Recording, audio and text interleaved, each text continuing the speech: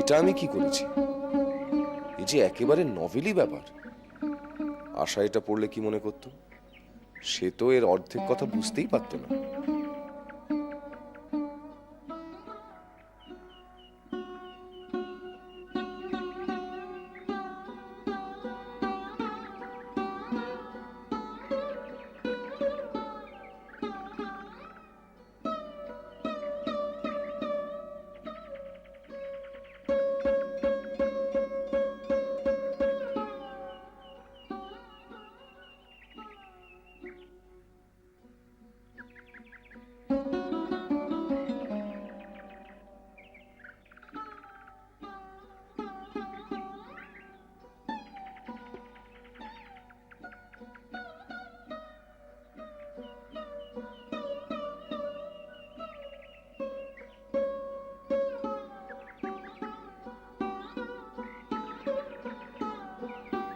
আদরের চুনি, তুমি আর কত দেরি করিবে?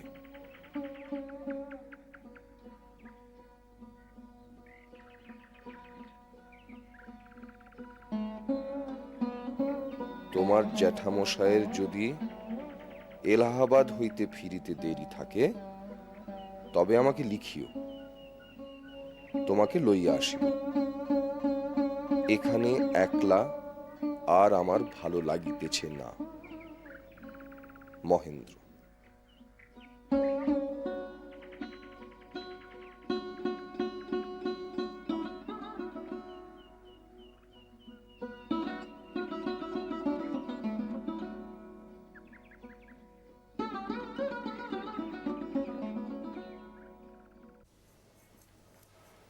হ্যাঁ রে চুনি, তুই যে তোর সেই চোখের বালির কথা বলছিলি না, তার মতো গুণবতী মেয়ে নাকি এ জগতে হয় না।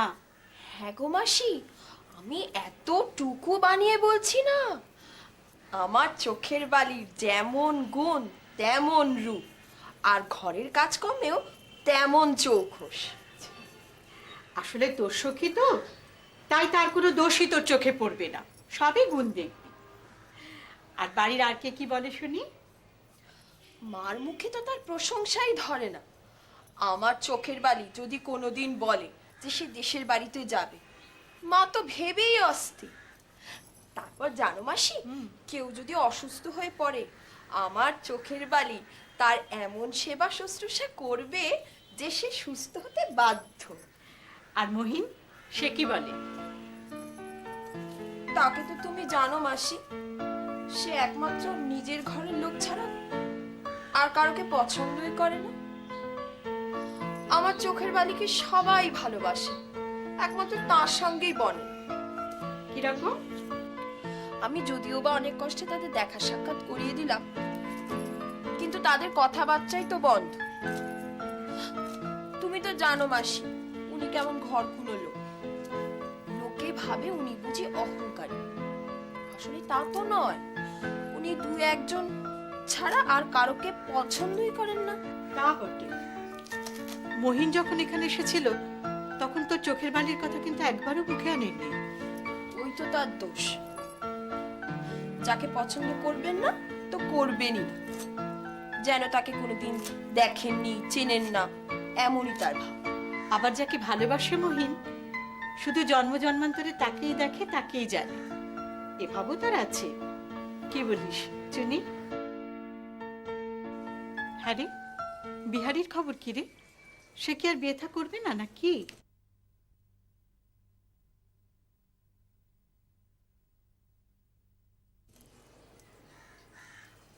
কি রে চুনি, চুপ করে আছিস কেন? সত্যি করে বলতো, বিহারীর অসুখ বিসুখ করেনি তো? মাসি, তুমি আর কখনো আমাকে বিহারী ঠাকুরপোর কথা জিজ্ঞেস করো না। কেন রে? সে আমি তোমাকে বলতে পারবো না।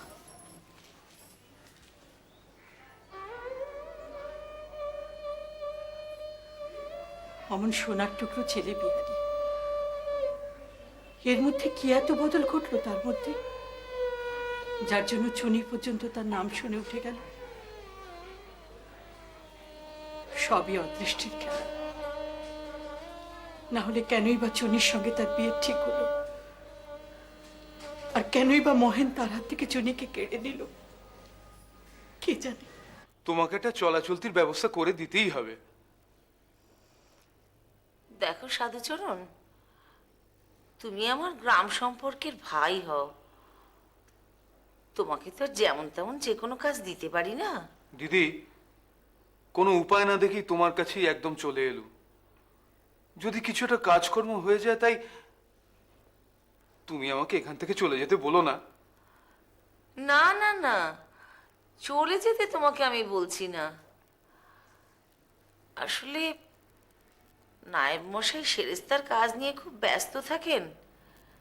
তারপরে ধরো শেয়ারের কাগজপত্র দেখা, ব্যাংকের কাজকর্ম দেখা, সবই তো তাকেই করতে হয়। তুমি বরং এক কাজ করো, ওই বাজার দোকানটা করা, হিসেব রাখা, তারপরে তোমার ধরো এই কেরোসিন তেলের হিসেব রাখা, এইসবগুলো তুমি একটু করো। আর হ্যাঁ, এই বাড়ির দোতলা একটা ঘর খালি পড়ে আছে, তুমি ওখানেই থাকতে পারবে। আর এখানে আমাদের সঙ্গে খেয়ে নেবে, মাসে 10 টাকা করে হাত খরচা পাবে। একা মানুষ, আমার ওতেই ঠিক চলে যাবে। তো তোমার ছেলে বৌমাকে দেখতে পাচ্ছি না তো। মাহিন আমার কলেজে গেছে, আর বৌমা কাশিতে গেছে ওর মাসির কাছে। তুমি যাও, হাত মুখ ধুয়ে দুটি কিছু মুখে দিয়ে একটু বিশ্রাম করো। গোপাল, গোপাল, যাই মা।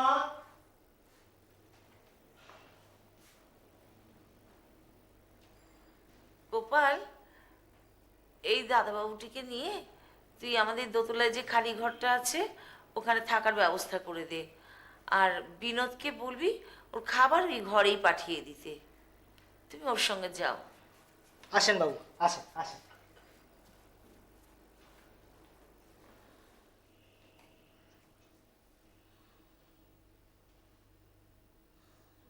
ঠাকুরপো, তোমার আজ হলো কি? স্নান করবে না? ওদিকে খাবার যে তৈরি। ও মা, তুমি শুয়ে পড়লে যে? শরীর খারাপ দেখি, মাথা ধরেছে নাকি? হ্যাঁ, শরীরটা ঠিক ভালো নেই, আর স্নান করবো না। আচ্ছা, স্নান না হয় নাই করলে, দুটি খাবে চলো। না, আজ আর খাবো না। না, কিছু না খেলে পিত্তি পড়বে। লক্ষ্মীটি, দুটি খেয়ে নেবে চলো। বললাম তো, আমার খেতে একদম ইচ্ছে নেই। আচ্ছা ঠাকুরপো, বাড়ি কোনো চিঠি দিয়েছে? দিয়েছে একটা। বিয়ের পর এটাই বোধ করি তোমাদের প্রথম ছাড়াছাড়ি। আচ্ছা ঠাকুরপো, তোমার কষ্ট হয় না বালিকে ছেড়ে থাকতে? বউ নেই, যত্ন আত্মীয় সব ঠিক মতন হচ্ছে তো? আজ আর বেরোবো না। ও মাসে কি কলেজে যাবে না? না, মাথাটা ভারী ধরেছে। তুমি বরং আমাকে একটা পান সেজে এনে দাও, দেখি মাথাটা যদি ছাড়ে। আচ্ছা, আমি এক্ষুনি দিচ্ছি।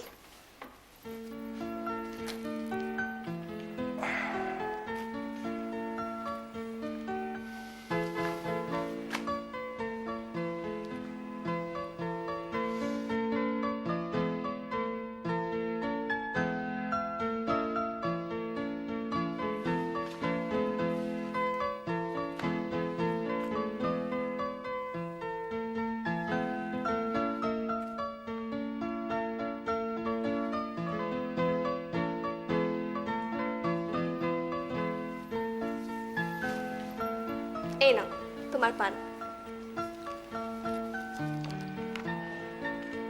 বাহ, এটা কেমন যেন অন্য মিষ্টি মিষ্টি গন্ধ পাচ্ছি। কেয়া খয়ের দিয়ে পান সেজেছি। তোমারও তো খাওয়া হয়নি, তুমি খাবে না? তুমি আগে আরাম করো, আমি তোমার মাথা টিপে দিই, তারপরে যাবো।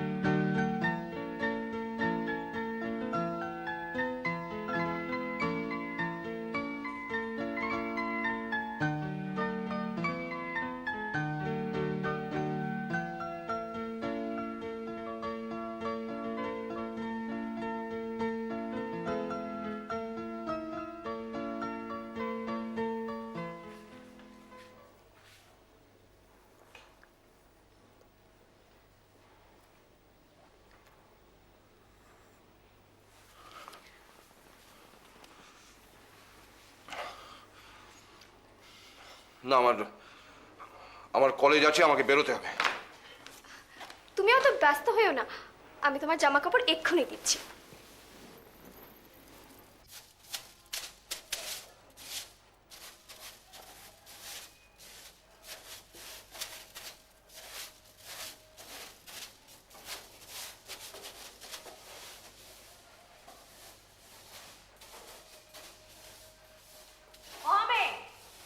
এবারে সব গেল কোথায়?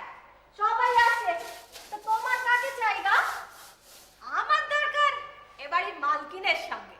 ও, তা তো বুঝলি। তা তুমি কে গা? আমি আমি এবাড়ির খাস নাপতেনি খুঁদু।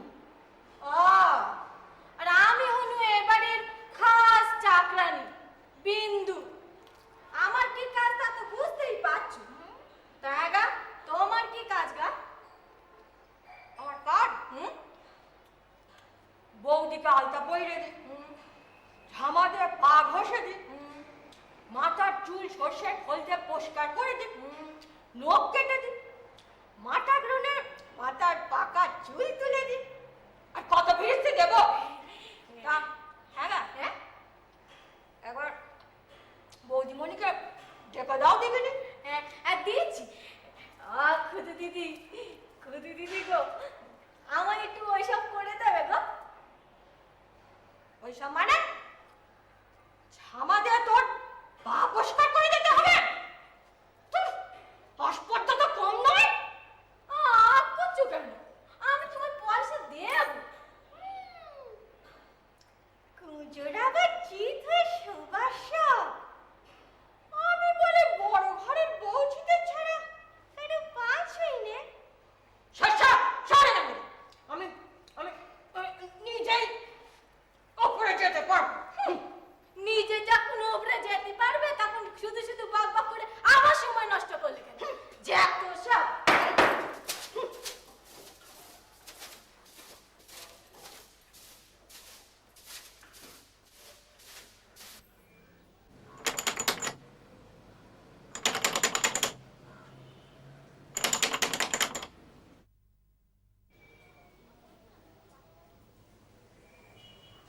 চুনি, ও চুনি,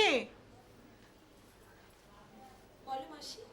চুনি, ওই কুঞ্জর শাশুড়ি আর তার দুই বোনঝির আসার কথা ছিল এলাহাবাদ থেকে। ওই এসছে বুঝি। জান আমার একটু দরজাটা খুলে দিয়ে আয় না, যা। আচ্ছা ঠিক আছে।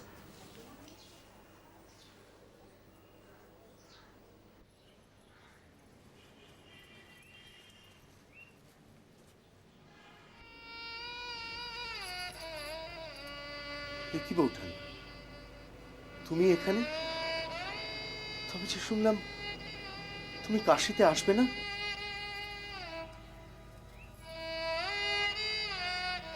মাসি, মাসি, মাসি তোমার দুটি পায়ে পড়ে তুমি ওকে যেতে বলো মাসি। মাসি ওকে যেতে বলো। কাকে চুনি, কাকে যেতে বলবো? মাসি, মাসি বিহারী ঠাকুরপো এখানে এসেছেন। মাসি, মাসি ওকে যেতে বলো মাসি। মাসি ওকে যেতে বলো।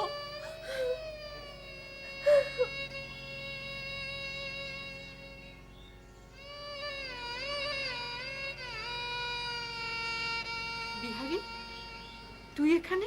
থাক কাকিমা, তুমি আর আমাকে একটাও কথা বলো না। আমি চলে যাচ্ছি এখান থেকে।